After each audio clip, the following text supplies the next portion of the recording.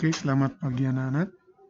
Kali ini kita akan mempelajari organ tubuh manusia, yaitu tema 3 tentang sistem peredaran darah.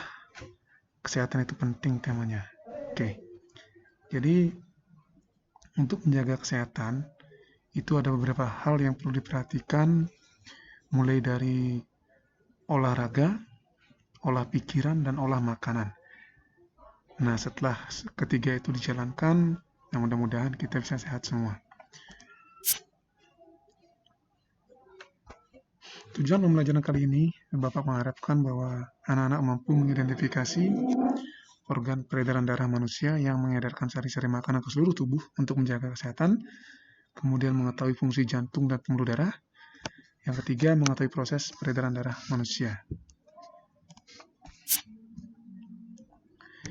Apa sebenarnya alat peredaran darah manusia? Itu ada dua, ada jantung dan pembuluh darah.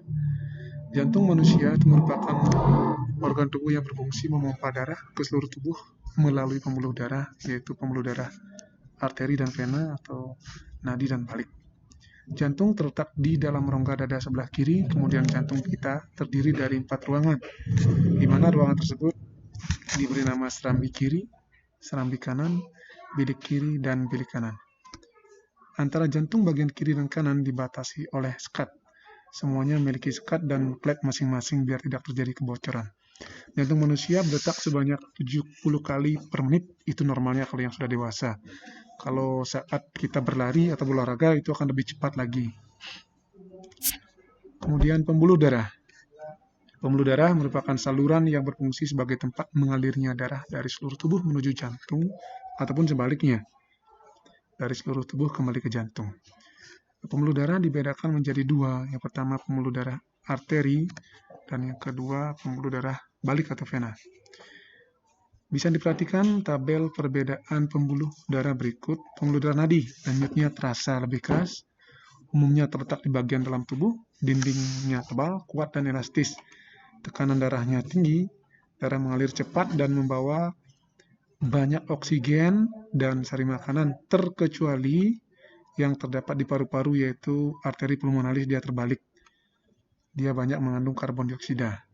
Kemudian pembuluh balik, denyutnya tidak terasa, terletak di permukaan tubuh, biasanya warnanya kebiru-biruan, dindingnya tipis dan tidak elastis, tekanan darah rendah, darah mengalir lambat, banyak mengandung karbon dioksida, terkecuali yang di pulmonalis atau paru-paru kembali ke jantung. Di sana sudah dibersihkan, otomatis banyak mengandung oksigen.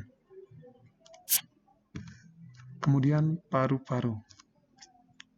Darah dari jantung yang sudah tidak mengandung oksigen itu diangkut menuju paru-paru. Ini disebut dengan peredaran darah kecil. Tujuannya apa? Tujuannya adalah untuk membersihkan darah.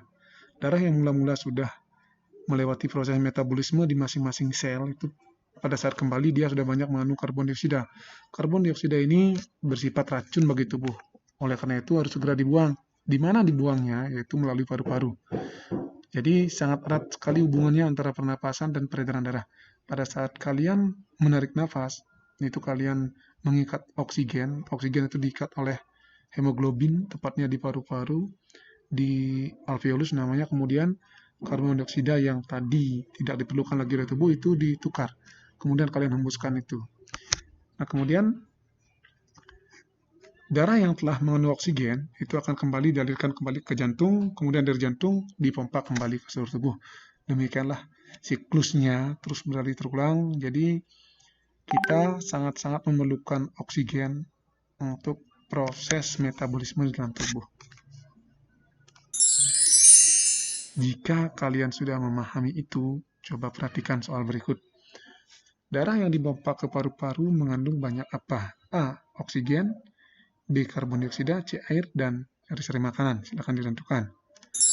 Kemudian soal nomor 2, pembuluh darah yang mengalirkan darah dari jantung menuju seluruh tubuh disebut pembuluh darah apa? A. Pembuluh kapiler, B. Pembuluh besar, C. Pembuluh arteri, dan D. Pembuluh vena. 3. Denyut nadi orang setelah berlari lebih banyak daripada setelah berjalan. Karena apa? A. Paru-paru bekerja keras, B. Paru-paru beristirahat, C. Jantung bekerja keras, atau sebaliknya jantung tidak bekerja. Oke, sekian materi kali ini. Selamat mencoba.